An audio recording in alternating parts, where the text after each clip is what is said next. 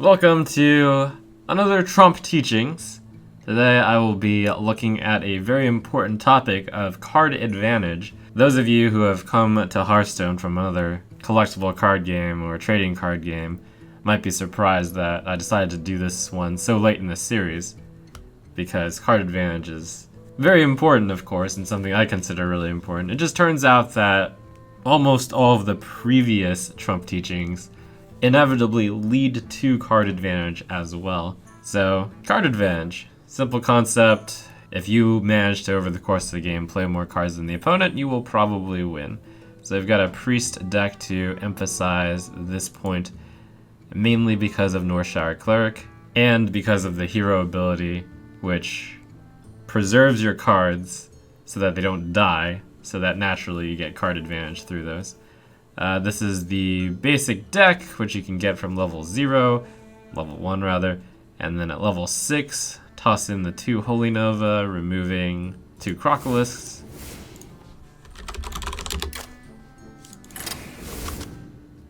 Level 8, you get Shadow Word Death.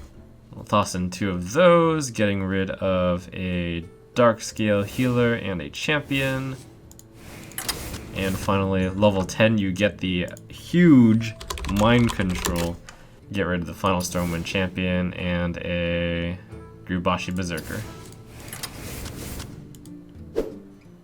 I will fight with honor. The light shall bring victory. Alright, I'll keep these 2 early game cards. And oh boy, I got the Northshire Cleric against the Paladin. That's one of the best classes to go up against with the Northshire Cleric. The other one being the Hunter, since Paladin has this ability to make a 1-1, which is really bad against Cleric, and Hunters tend to have guys, well, currently in the meta, they tend to not have very many 3-attack guys early on. I would usually save this, but I have a lot of support cards for the Cleric, and I might be able to gain significant card advantage. The opponent is Blessing of Wisdom to my Northshire Cleric. I guess that actually demonstrates an important topic as well. I could hit the opponent for 1 right now, but that would be a terrible mistake, since 1 card is worth a lot more than 1 damage, especially early on. So I'm just going to pass the Acidic Swamp Ooze. There's a consideration to play the Acidic Swamp Ooze right now. It's the tempo play. Puts on some pressure, but this secret, it might be Noble Sacrifice, which means the Acidic Swamp Ooze would just trade down for that, which would not be a favorable exchange. I'd be too afraid to attack, plus Paladins use weapons. I'm just going to end turn. There is a fair exchange for a card for 1. There is a fair exchange of life for health. And in the early game, it's often something very high, something along the lines of perhaps 4 or maybe even 5 health. And it depends a lot based on the state of the game, of course. But 1 is definitely not good enough for a card. A Warlock is willing to often pay 2 life and 2 health. Or 2 life and 2 health. 2 health and 2 mana in order to draw a card. So to give him this card for 1 would basically be committing a value crime. That was a good exchange for him. Blessing of Kings kills that. That still survives. I'll play the Holy Smite. I guess first I play Power Word Shield. Draw the card first if you can. Keeps it around.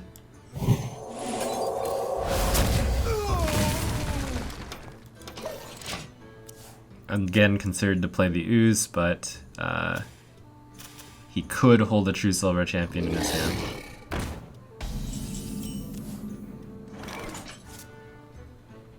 Here's a topic of playing on curve. The Shadow Word Pain is a really strong solution to this Snapjaw.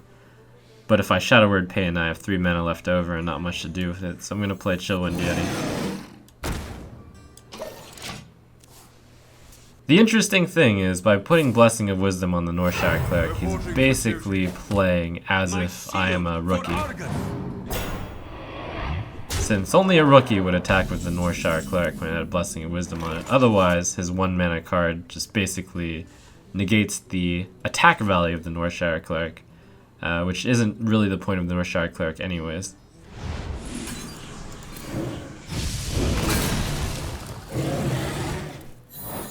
And now we get to start enjoying the sweet, sweet card advantage that the Northshire Cleric will provide. One of my favorite cards, since you just get so much repetitive card advantage with it. They are bent to my command. Reporting for duty. Very similar to fearlessly tapping when you need the card, but in this case, you just happen to have a freebie source. It costs less, so to say. Darkscale Healer is one of those big combo cards with the Northshire Cleric.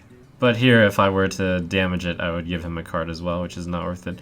So right now, it's a debate between playing an Ogre, which is playing better on curve, or playing Gnomish Inventor. In this case, I think Gnomish Inventor is better since you look at his board, and if I attack this into this will be a 4-3, which means 4-6 can attack into 4-3 and kill it, but if I heal up to a 4-5, at the very least, this needs to die in order to kill this. Always gotta look ahead in order to get those favorable trades in. So I'll play the Gnomish Inventor, which in itself is a card advantage machine since it often manages to do something past drawing the one card. Draw another card. Having a lot of cards gives you a lot more options, lets you make better plays, and if the game drags on long enough, he who plays the most cards is often the victor.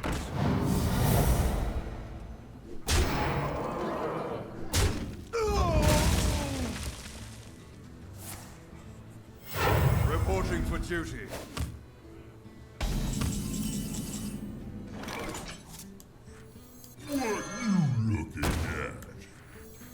Two options: I can kill this and then heal this back up, or I can also play a Bloodfin Raptor. And I'll do this since I have a lot of cards in hand already.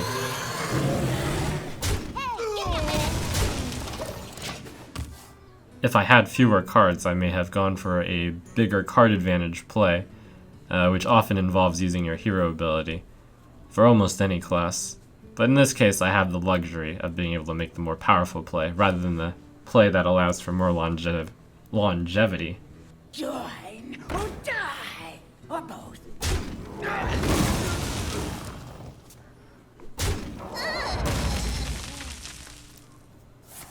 Must move quickly. Reporting for duty. One thing that priests focus quite a bit on is board control. I mean, you gotta kill the Cult Master. It provides too much card advantage over time. Here's a good favorable exchange. I play the Darkscale Healer to the best of its abilities, heals for the maximum value, keep playing on curve, and going forward, I've got the ultimate cards on the priest side, which provide instant, significant card advantage and board impact. Taking one of their cards and putting it on your side is like you summoned a guy and you killed a guy, so it's already a 2-for-1. And if the guy you take kills another guy, then that's a 3-for-1. That's why it costs 10 mana, because it is so often a 3-for-1, or even perhaps a 4-for-1 if you take something truly monstrous, which often is the case with mind control, since you want to hit the monstrous minions. And I'll play the Holy Nova here, manages to keep my guys on the board. A little bit of a slow play and was tempted to play the Ogre. But that card was getting a lot of value the way that was being played. And at this point, with this kind of hand, it's nearly inconceivable to lose the game, since this is the ultimate answer to anything the Paladin has to play. And I'm at a high enough life total that there's no shenanigans that can occur. Mind if I roll need? Even this Yeti, who's been debuffed, can just keep on fighting and keep on gaining card advantage, even if it is just trading with the hero ability of the Paladin and then getting healed up. Because one of the things about the Paladin hero abilities, it's in some ways getting card advantage and getting a slight board state, since getting a 1/1, it's a bad minion, but it's like you have another card on the table. That's why I like playing Paladin.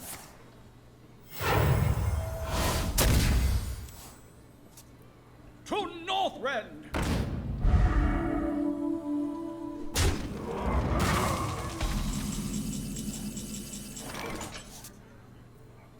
Northshire Cleric. Alright.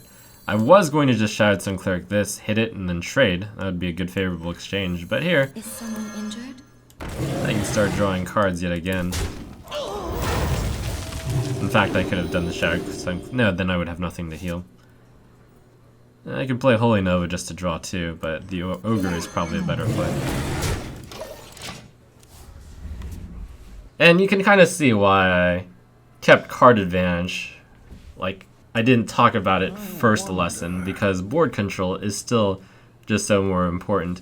If you have proper board control, then the card advantage comes naturally from having every single exchange be favorable.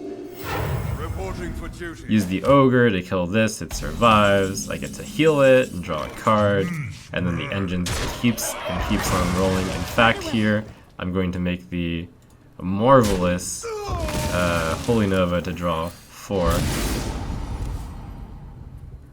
And even though that only does 2 damage to him, any player who's played a good amount of card games will know that the worst feeling in the world is when your opponent has a full hand.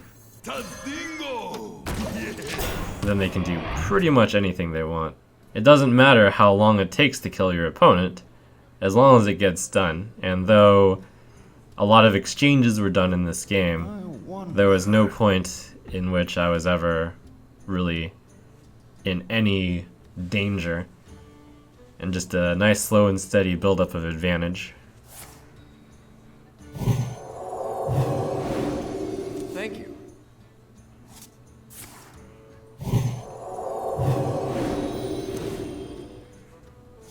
Truth is my Very adorable by the Paladin. Perhaps he's trying to get me to fatigue. Gets me to burn a card. Whatever. Right away. Victory.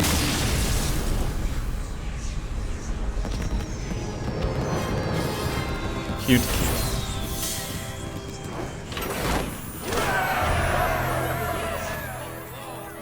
If you enjoyed that version of controlling the board and slowly building up an advantage, then this extension of Priest might be for you.